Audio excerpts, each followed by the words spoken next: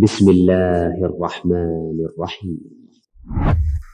الحمد لله رب العالمين، الصلاة والسلام على أشرف الأنبياء والمرسلين نبينا محمد وعلى آله وصحبه والتابعين، ثم ما بعد. السلام عليكم ورحمة الله وبركاته. Орозодогу сабактарыбызды улантабыз. Дагы бир керектүү бир маселе бул адабы сыям, орозонун адептери. Аллах Таала Кур'ан Керимде айткан: "Я айюхаллазина аману кутиба алейкумус сияму кама кутиба алаллазина мин кабликум лааллакум таттакун." О иман келтиргендер, силерге орозо кармоо парз болду, кантип силерден мурдакыларга парз болгондой силер такыба болуңар үчүн деген. Демек, эң негизги өзөктүү адеби бул орозо бизди такыбачылыкка үндөйт.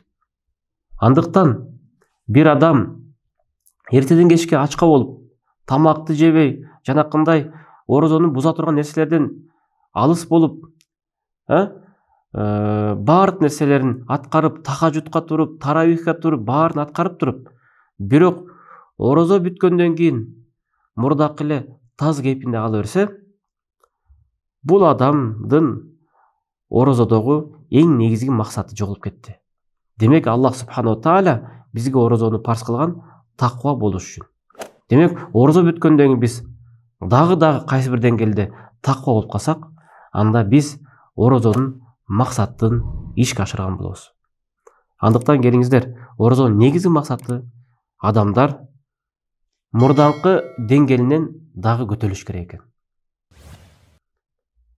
Мындайча айтканда, биз өсүш керек экенбиз. Биздин адебибиз, биздин кулк мүнөзүбүз өсүш керек экен. Анткени пайгамбар алейхиссалату вассалам айтты: "Мен лам яда кауля зур вал амала бихи." Ким бош сөздү жана бош амалды таштабаса, вал жахл, надандыкты. Надандык деген шариятты билбей, өзүм билем деп ар кандай нерселерге өкүм чыгарып амал кылып жатса. Фалейса лиллахи хажа фи ан яда'a та'амаху ва шарабаху. Ал адам тамагын таштап, шарабын таштап, Аллах үчүн ошол ачка болуп кармаган орозосу, Аллах мындай орозого муктаж эмес дейт. Аллахка мындай орозо кереги жок дейт. Аллах мындай орозо беймуктаж. Андыктан келиңиздер, Аллах андай орозону каалабайт. Ал адам жөн эле ачка болуп жатат. Андыктан келиңиздер, дагы бир адептеринен биз бош сөз деген жанакындай болбогон нерселерди сүйлөп, болбогон маселелерди куруп жатсак. Демек, орозодо биз бош амалдан дагы оолак болуш керек экенбиз. Бош амал деген жанакындай оюнзок, ар кандай оюндарды ойноп, ар кандай жерде күлүп чайнап жүргөн жыргап, ал орозонун адебине кирбейт. Орозонун адебине ошонун ордуна Кур'ан окуп, китеп окуп, же бир шариатка ылайыктуу бир амалды жазса, бул жакшы нерсе. Анткени бул хадис имам Аль-Бухариде келген. Дагы бир адептеринен садакаларды, хайр ихсандарды биз жасаш керек экенбиз. Элдерге жардам берген. Анткени пайгамбар алейхиссалату вассалам орозо айында өтө жомарт адам эле дейт. Эми биз орозодо биз эмнеден оолак болуш керекпиз дейт. Ма харрамаллаху алейхим минал кадиб ва шатам. Адам жалган сөздөн, сөгүнгөн сөздөн, вал гыш, вал хияна, алдагандан, кыянаттан, ва назар мухаррам, арам нерсеге назар салуудан оолак болуш керек дейт. Вал истимаа ли шей ал мухаррам. Арам нерсеге кулак төшөгөндөн да оолак болуш керек. Мисалы, жанакындай музыкалар болобу, же ушактар болобу, гыйбаттар болобу, ошолордон арам болуш керек. Мындайча айтканда, өзгөчө ороз айында ар кандай ушактарды жайылтып жаткан передачаларды көрбөй эле коюш керек. Анткени мурдагы бир сабакта айтканбыз, сыйкырчы бир жылда элди буза турган амалын ушакчы аны 1 саатта эле бузуп коет дейт. Келиңиздер, ушакчылардан оолак бололук. Алардын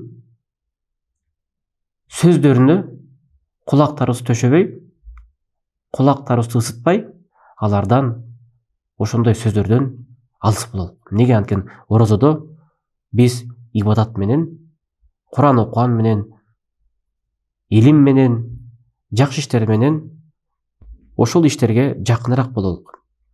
Андыктан орозо адам ошондой нерселерден оолак болуш керек экен. Негизинен орозо айында гана эмес, башка айда дагы биз оолак болуш керекпиз. Бирок орозо айында өзгөчө. Пайгамбарыбыз айткан хадисте бир сахаба сураганда, мен кимге жакын мамиле, жакшы мамиле кылыш керекмин дегенде, пайгамбар айткан го, энеге деген, андан кийин дегене, андан кийин дагы энеңе деген, андан кийин дегенде, андан кийин дагы энеңе деген, анан атаңа деген. Бул жерде мааниси эмне? Ата эненин деңгээли бирдей эле. Мамиле жагынан бирдей мамиле кыласың. Бирок анан кийин энеңе андан да көбүрөөк. Ошол сымал башка айларда күнөөнү кылган болбойт. Оолак болуш керекпиз.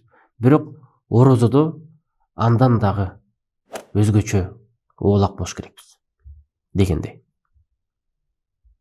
Дагы бир адебинен сухурга туруш керекпиз, сарылыкка туруш керекпиз. Пайгамбар айткан: "Тасаххару фа инна фи сухури барака".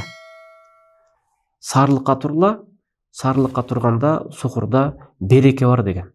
Бирок кээ бирлер сарылыкты балким түнкү саат 12-де же 13-тө жеп алышы мүмкүн.